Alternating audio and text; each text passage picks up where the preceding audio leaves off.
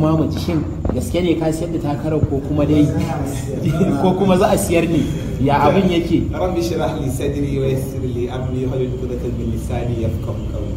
Ina yi wa daukacin al'ummar Najeriya na Kano musamman ne yanki na Nasarawa fatan alkhairi da kuma fatan nasara a wannan tafiya ta mu da albarka. Tabbas na ji wannan rade-radin da ake faɗa kuma na ji shi ba ɗaya ba biyu ba uku ba. Amma wannan rade-radin ina so in gaya wa mutane cewa wannan abun ya samo asali ne daga wasu mutanen da suke tunanin cewa ba su da nasara, suke ta yada propaganda akan suna ganin cewa kamar hakan zai iya taimakon su akan takarar da suke bayan sun kasa gane cewa wanda ya dogara ga Allah, Allah ya isar masa.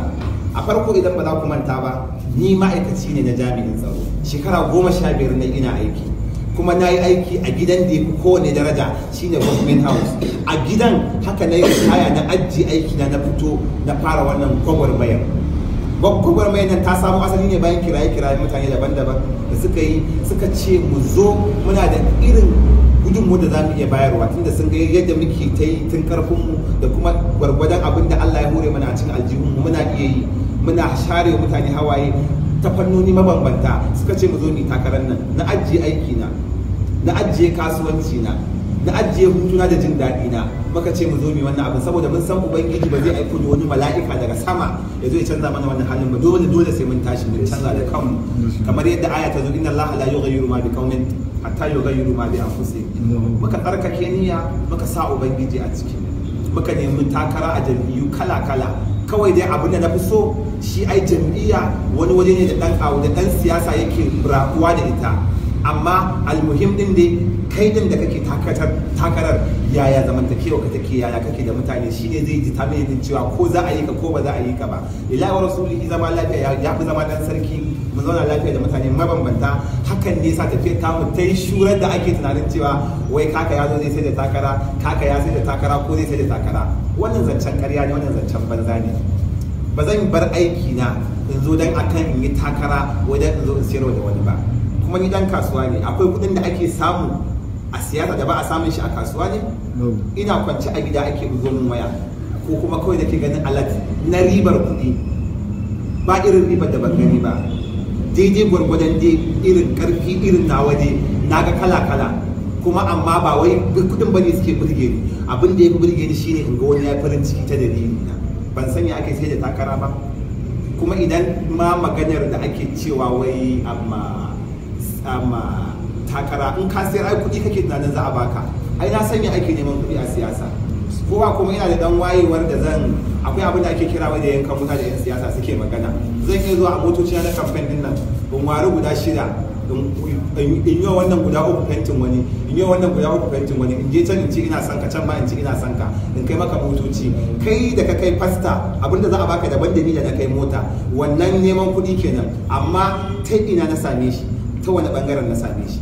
Abinda nake nuna maka shine takara na zo ne, kuma takara nake yi, kuma nan da kwana 87 ko da 8 alfarmar annabi kaka zai kasance dan insha Allah. Kuma wannan tafiyar tamu ba gudu ba ja da baya. Wallahi ko za a ban yanke talauci, wallahi al'azim ba zan sai da takara ba, saboda ni ba kuɗi ya kawo ni ba, ciwon al'umma ne ya kawo ni da kuma hofantar da yanki na da aka yi na Nasarawa. Wata niyyar sai dai mu gani a makwabta. Tabbas muna iya ganin wasu abubuwan da dan majalisa mai shekara 3 da rabi ya kai iya wa constituency sa, amma mu ana in ka zo Nasarawa local government the reverse is the case.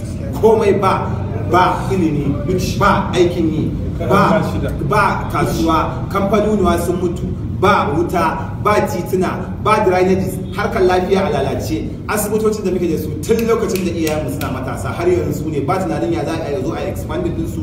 Makarantu a lalace, both tsangaya, islamiyya, boko makarantu ma an kaje ba wai magana benci ake, magana tabarma mai kyau ka samu a wata makarantar ba a samu. Wannan dalilin yasa na zo, kuma alfarmar annabi sai na sa farin ciki a fuskar duk al'ummar Nasarawa, sai kowa ya yi farin ciki da wannan abin. Ina fatan sai an yi dan majalisar da ba a taɓa yin irinsa ba wallahi a tarihin tarihin Najeriya. Ina da wani yakinin a zuciyata. Ba kuɗi bane ya kawo ni, ba kuɗai bane ya kawo ni, ba abinda ba na samu. Rufin asiri da Allah yake wa bawa ya dogara ya zauna lafiya a duniya da lahira. Wallahi azimu ya yi min shi ko ta wani bangare, amma ba wai wannan bane ya kawo ni. Damuwa ta al'umma ne a gabana, kuma kowa ya sani, kuma Allah nake roƙa. Allah duk wanda ba al'umma bane a ran shi, duk wanda ba zai taimaki al'umma ba a wannan lokacin da 2023 da za mu shiga kaga zaɓe, kowaye shi Allah kanka ba sa. Allah duk wanda ba zai ji kan al'umma ba zai kawo al'umma ci gaba ba shi da kishin al'umma a ƙashin bayan zuciyar shi, Allah kanka taimake shi. Allah ka sa mai jarabar sabbin shi, kuma ka ɓace abin ka hana shi ya rabbal alamin.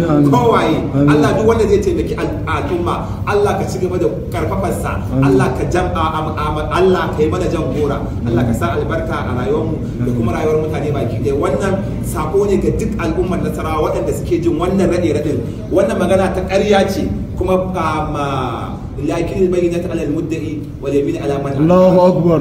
Na gode, bisalam.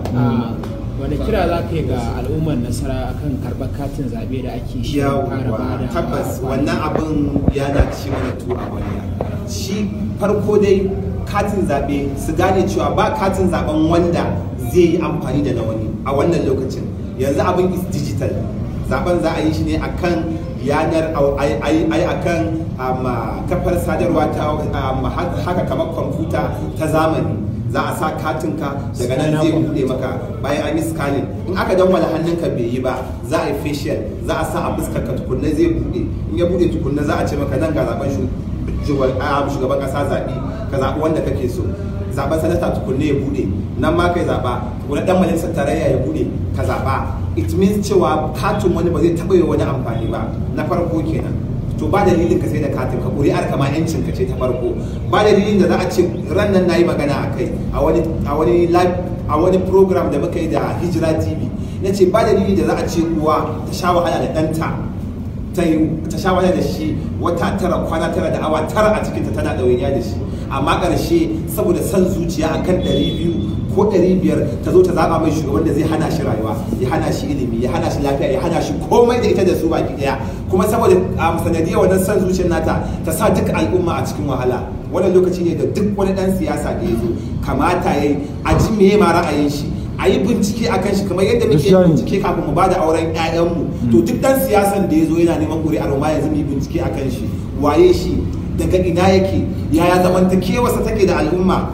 Saboda an ce juma'a da za ta yi kyutun daga laraba akan gane.